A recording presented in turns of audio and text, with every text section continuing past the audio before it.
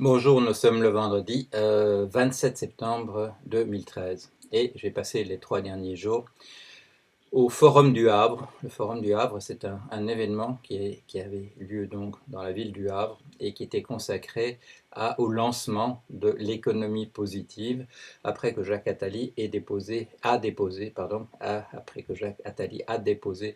son rapport devant le président de la République. C'était samedi dernier sur sur ce quoi cette commission avait planché pendant un an. Alors, il m'avait fait l'honneur de me proposer de faire partie de cette commission, ce que j'ai fait. J'ai essayé de défendre les idées qui sont les miennes dans cette commission. J'ai essayé de le faire également au Havre. Alors, pendant que j'étais là, les amis du blog de Paul Jorion, qui sont ce petit groupe de réflexion qui s'est constitué sur un noyau de commentateurs et de rédacteurs de billets sur mon blog, eh bien, qu'est-ce qu'ils ont fait? Ils se sont entre-déchirés sur la nécessité pour moi et sur l'intérêt pour moi d'avoir fait partie de cette commission et d'aller défendre les idées de l'économie positive devant un public nombreux au Havre. Alors, quelle est mon opinion à moi sur parce que je découvre le champ couvert de morts dans ce petit groupe auquel je n'ai pas pu consacrer beaucoup d'attention, me trouvant là-bas. Quel est mon sentiment? Est-ce qu'il fallait faire partie de cette commission? Oui. Est-ce qu'il fallait se rendre au Havre? Bien entendu, oui. Pourquoi? Parce que se trouvent à ces endroits-là des caisses de résonance pour les idées que je défends. Voilà. Alors, quand quand le colloque a débuté, j'ai sursauté sur ma chaise et ma voisine a dû le remarquer quand M. Ventura présente à l'ouverture du colloque et qui dit voilà, il y aura une soixantaine d'orateurs et qui dit il y aura ici M. Joseph Stiglitz, il y aura ici M. Jacques Attali et il y aura ici M. Paul Jorion. Voilà.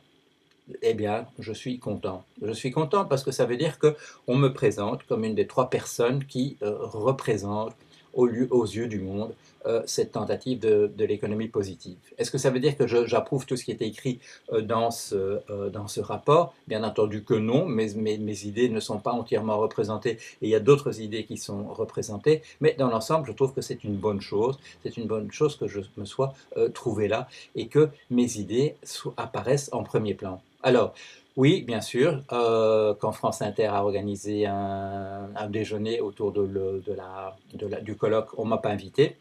Quand il y a eu l'émission en direct, le téléphone sonne, il y a eu des personnes qui se sont trouvées là, qui n'étaient peut-être pas, à mon sens, les plus intéressantes qu'on aurait pu rassembler autour de cela, mais tout ça se passait avant mon intervention. Parce qu'après mon intervention, en exigeant la suppression, l'abolition de l'autorisation de la spéculation, eh bien, les choses ont changé. Il y a beaucoup de gens qui sont venus me dire, eh bien, ça a été le moment fort de la journée. Et c'est l'opinion qui s'est dégagée par la suite. Alors, vous avez peut-être vu, il y a des articles dans la presse. Eh bien, il y a une grande partie de ces articles dans la presse, jusqu'ici en fait c'est la totalité, qui sont consacrés d'une manière ou d'une autre, de manière, je dirais, directe ou de manière indirecte, à mon intervention. Alors c'est bien, ça donne une caisse de résonance à mes idées. Alors, on trouve aussi, là, on trouve KPMG, qui vient défendre les idées de KPMG. Parce que c'était un sponsor de l'événement. Est-ce que KPMG représente l'économie positive? Non, vous savez, KPMG fait partie de ces firmes qui encouragent et qui ont encouragé, je peux le dire, je risque rien en le disant, parce que KPMG a été condamné aux États-Unis pour inciter à la fraude fiscale. Voilà. Bon, c'est pas, ça se trouve dans les journaux, ça se trouve dans dans les grèves de tribunal. C'est pas c'est pas quelque chose que j'avance d'une manière inconsidérée. Et je n'ai pas été le seul, enfin bon, je n'ai pas dénoncé ça durant le colloque, mais il y a quelqu'un qui a dénoncé ça. Quelqu'un qui a dit, est-ce qu'il est normal que viennent ici défendre, en principe, soi-disant, prétendument, l'économie positive, des gens qui encouragent la fraude fiscale, des gens qui font partie de ces compagnies ou qui aident les compagnies à ne pas payer leurs impôts dans les pays où où ils vendent des produits. Et qu'est-ce qui a dit ça? Eh bien, c'est M. Benoît Hamon, et il est ministre. Bon, alors c'est bien aussi qu'il ait dit ça. Ne serait-ce que ça, Bon, moi, ça m'a permis de dire bonjour à Monsieur Hamon qui a l'amabilité de m'inviter quand quand il essaye de défendre ses idées et qui met les miennes en avant comme étant un moyen de défendre les siennes. Ça me fait plaisir. Un événement comme ça m'a aussi donné l'occasion de rencontrer et d'avoir l'occasion pour la première fois de bavarder, parfois même longuement, avec des gens qui défendent des idées qui sont très très proches des miennes. Et je parle de Monsieur Joseph Stiglitz, prix Nobel, qui est un monsieur très très aimable. Et je dois bien dire, je n'ai pas eu du tout, en bavardant avec lui, la même expérience en essayant de discuter un peu avec Monsieur Krugman. Monsieur Stiglitz connaît son dossier. Quand il parle de l'Europe, eh ben, il connaît les chiffres et il sait de quoi il parle. Et il n'est pas, comment dire, il n'est pas méprisant vis-à-vis des gens dont il imagine qu'ils auraient des idées différentes. Vous vous souvenez, à l'époque où Krugman était venu et que je lui avais posé la question justement sur la répartition des richesses et qu'il avait dit bah, finalement tout ça c'est des idées de droite. Peu de temps après, M. Stiglitz avait publié son livre sur les inégalités et sur les dangers que ça représente pour notre civilisation. Alors, j'ai aussi rencontré, et j'ai eu l'occasion aussi d'avoir une longue conversation avec quelqu'un dont vous considérez que mes idées sont très très proches, c'est Jean-Marc Jancovici. Je le connaissais de ce qu'il dit, j'ai jamais eu l'occasion de le rencontrer, et on a eu l'occasion de bavarder longuement et d'échanger de l'information. Parce qu'on est sur la même longueur d'onde, et qui me dit, tiens, à propos, quand il y a, sur les marchés, il se passe ceci ou cela, et moi je peux le dire, oui, et d'ailleurs de votre côté, quand vous montrez des graphes qui disent ceci et cela, comment est-ce que vous les interprétez, etc., etc. Bon, ne serait-ce que pour cela.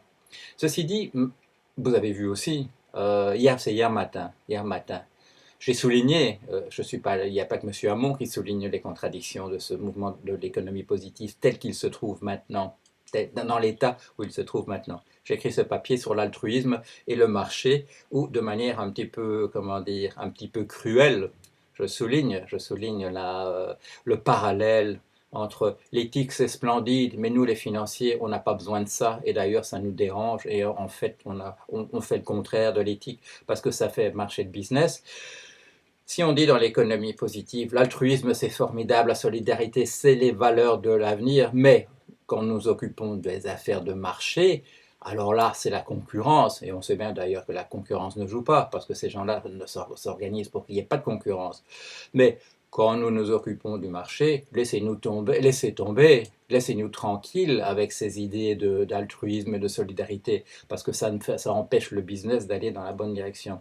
Alors ça, ben, je le combattrai. Ce qui me dérange un petit peu, et en particulier dans les discussions qui ont eu dans les amis du blog de Paul Jorion, c'est de considérer que je suis corruptible comme les autres, et que quand je dis quelque chose et que KPMG met de l'argent pour que mes idées se diffusent, ça veut dire que j'ai rejoint le camp de KPMG. Non, ce n'est pas le cas, J'utilise le fait que KPMG a besoin, parce qu'ils veulent continuer leur business comme d'habitude, de mettre de l'argent dans des événements comme ceux-là. De la même manière, quand M. Sarkozy, dans un discours, dit des choses qui rappellent ce que moi j'ai dit sur mon blog, ça ne veut pas dire que j'ai rejoint le camp de M. Sarkozy. Ça veut dire que M. Sarkozy considère que pour une raison X ou Y, il est bon de dire des choses qui sont semblables à celles que je dis moi-même. Est-ce que ça me corrompt? Ça me corrompt absolument pas de mon côté. J'ai accepté une invitation d'aller à l'Académie royale de Belgique. C'était la première fois que j'avais une invitation de ce type-là, parce qu'on parlait de la démocratie en danger. J'ai accepté d'aller là, j'ai parlé de cela, mon intervention a été énormément applaudie, on avait mis en haut, en pole position, ça m'a fait très plaisir. Quand on me demande maintenant d'aller bavarder, d'aller parler au Parlement européen, et qu'on me met aussi en pole position, et qu'après ce sont tous ces personnes, j'oublie les noms, Léo Liren et les autres gens de la commission, etc., qui parleront ensuite, ça ne veut pas dire que j'ai rejoint leur camp, ça veut dire que ces gens se sentent obligés d'écouter les idées que j'avance moi-même. Alors tout ça, pour moi, ça va dans une bonne direction, et je trouve regrettable que pendant que je suis là, on s'entre-déchire, en particulier dans un groupe qui est proche de mes idées, pour savoir si c'est une bonne idée ou non que j'accepte de travailler dans une commission comme celle-là, que j'accepte d'aller défendre mes idées, là où il y a des gens aussi dont les idées ne sont pas honorables du tout. C'est une caisse de résonance, je continuerai de le faire, et j'ai l'impression qu'on va dans la bonne direction. vous avez vu, il y a un article, il y avait hier déjà un article dans Challenge qui favorable, je dirais, à ma proposition d'interdiction de la spéculation. Il m'a donné la possibilité aussi de faire une petite vidéo. Et vous verrez, quand la vidéo de la discussion que j'ai eue avec M. Becchio qui défendait lui la spéculation, vous verrez cette vidéo, vous verrez les réactions de la salle, vous verrez l'attitude de Mme Alexandra Ben Saïd qui présentait le débat, vous verrez que c'est une bonne chose que j'aille à des endroits comme ça, que ça donne une caisse de résonance extraordinaire aux idées que je défends et qui ne varient pas. Elles n'ont pas varié d'un cap depuis l'âge où j'ai commencé de la politique, entre guillemets, quand j'avais 15 ans, mes idées n'ont pas changé. Elles sont identiques. Elles ne sont pas plus à gauche ou plus à droite, elles sont les mêmes, et ça c'est une satisfaction que j'ai, c'est d'être parti, à mon sens, dans la bonne direction dès le départ, que je ne dois pas perdre mon temps à expliquer pourquoi j'ai fait l'erreur en étant maoïste, je n'ai pas été maoïste, pourquoi j'ai fait l'erreur, je n'ai pas fait l'erreur d'être dans un groupe d'extrême droite, je n'ai pas fait cette erreur non plus, etc. Je n'ai pas à m'expliquer, j'étais, à mon sens, dans la direction qui me convient et qui me semble coïncider avec celle du bonheur de la race humaine. Voilà, allez, à bientôt.